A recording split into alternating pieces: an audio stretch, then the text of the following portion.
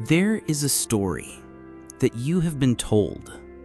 You were likely told it in school. You see it assumed in every news report about the economy.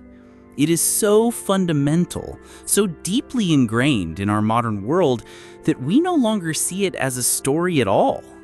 We see it as fact, as natural law. The story is this. Before money, the world was a clumsy mess of barter. To get what you wanted, you had to find someone who had it, who also wanted what you had. They call this the double coincidence of wants. It was inefficient. So, to grease the wheels of exchange, humanity invented money. First came barter, then came money, and finally, the complexities of credit and banking. But what if this is a complete and utter fable? Not just a simplification, not just slightly inaccurate, but a fantasy, an invention with no basis in historical or anthropological fact. What if I told you the entire discipline of modern economics is built on a ghost story, and that uncovering this intellectual fraud changes everything about how we should view money, markets, and human society itself? The Great Barter Delusion. Our story begins in 1776 with the father of modern economics, Adam Smith. In his masterwork, The Wealth of Nations, Smith wasn't just describing economics, he was creating a new morality. At its core was a single, powerful idea about human nature. He described, quote, "The propensity to truck, barter, and exchange one thing for another is common to all men, and to be found in no other race of animals." Smith imagined a primitive world built around this principle. He asked us to envision a tribe of hunters or shepherds, where one man makes better bows and arrows, another better huts. To survive, they must trade. He writes, "But when the division of labor first began to take place, this power of exchanging must frequently have been very much clogged and embarrassed in its operations." This is the famous double coincidence of wants. The butcher has meat, but the brewer won't trade his beer for it unless he's hungry. The solution, Smith argued, was self-evident. Every prudent man would naturally start to keep a stock of a certain commodity he knew everyone would accept: cattle, salt, shells, and eventually precious metals. This story is incredibly seductive. Why? Because it makes the market seem primordial, apolitical, and utterly natural. It suggests that money and markets emerged spontaneously from human reason, before and outside of governments and kings.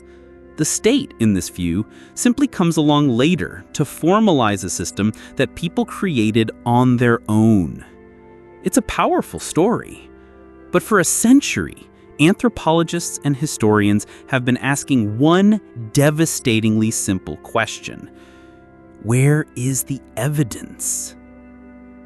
This is where the story completely falls apart. For over 100 years, ethnographers have fanned out across the globe, documenting the intricate lives of societies that did not use cash. And they searched for Smith's world of barter. They found nothing. It simply wasn't there. This isn't a controversial opinion, it's a foundational fact of anthropology. The definitive statement comes from Cambridge anthropologist Caroline Humphrey. In a 1985 paper that reviewed all the existing evidence, her conclusion was utterly damning. No example of a barter economy, pure and simple, has ever been described, let alone the emergence from it of money. All available ethnography suggests there never has been such a thing. So if communities weren't bartering, what were they doing?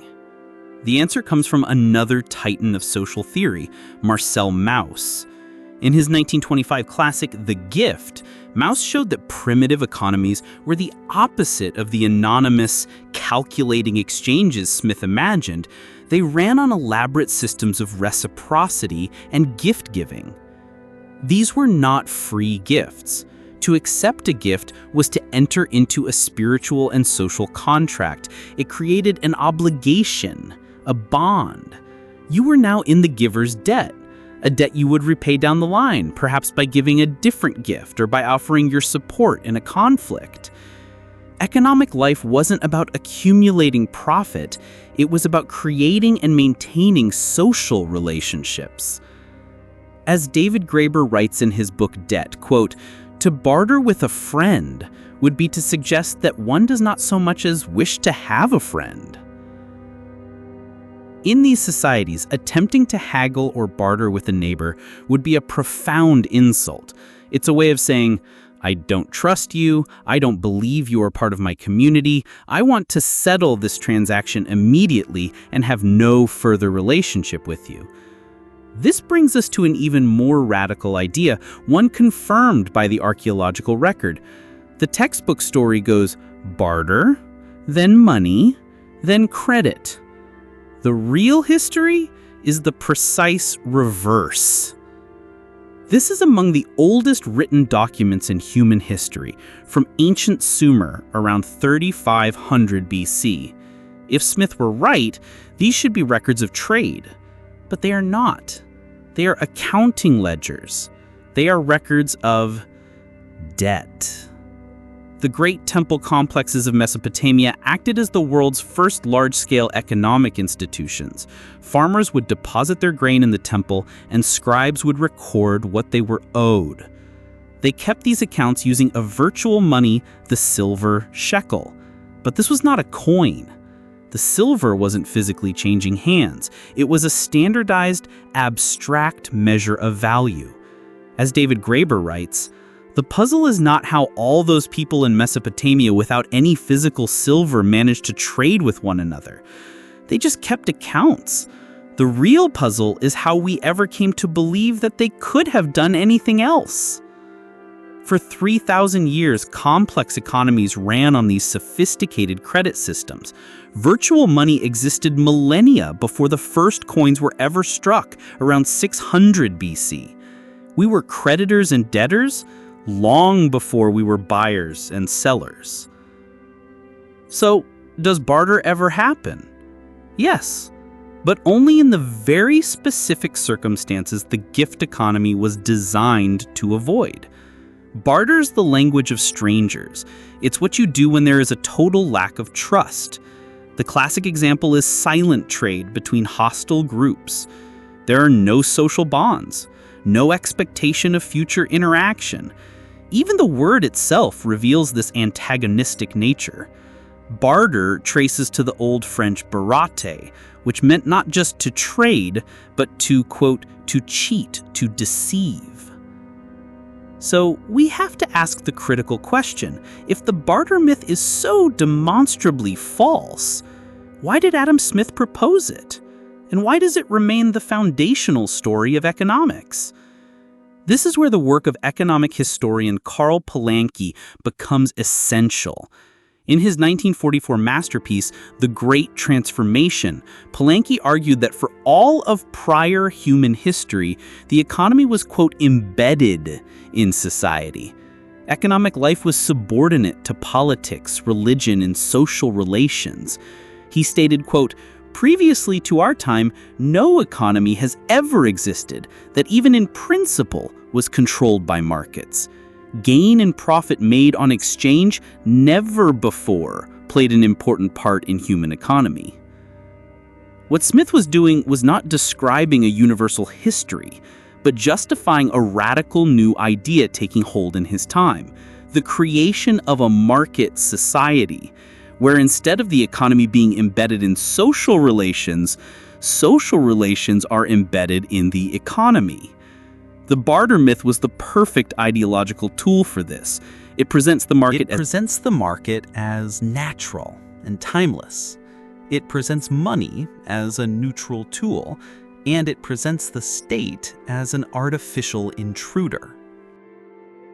The reality, as Graeber and others argue, is that coinage and cash markets were largely born of violence. Kings and early states needed a simple way to provision their vast armies. The solution? Mint coins, pay the soldiers, and then demand taxes from your entire population, payable only in those same coins. Suddenly, everyone in the kingdom had to get their hands on the king's currency. They were forced to reorient their lives around producing something they could sell for cash. The state didn't facilitate a pre-existing market. In many cases, it created the market through military force. To unlearn the myth of barter is to do more than correct a historical error. It forces us to confront the fact that the economic system we inhabit is not natural or inevitable. It is a set of political and social choices. The fable of barter tells us that we are all fundamentally calculating, self-interested individuals.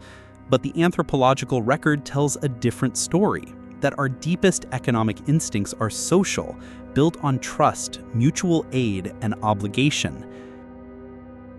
The fable of barter tells us that debt is a personal moral failing, but history shows that credit is the original stuff of society, and that money itself is just a system of IOUs that can be, and have been, created, destroyed, and forgiven. Knowing this doesn't automatically solve our problems, but it gives us a new lens. It allows us to ask new questions. When we are told we can't afford to cancel student debt, or fund healthcare, or combat climate change, we can now see the argument for what it is. Not a statement of absolute economic law, but an ideological choice based on a 250-year-old fable.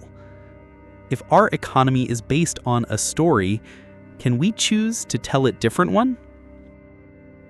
What does it change for you, knowing that credit, community, and mutual debt came first?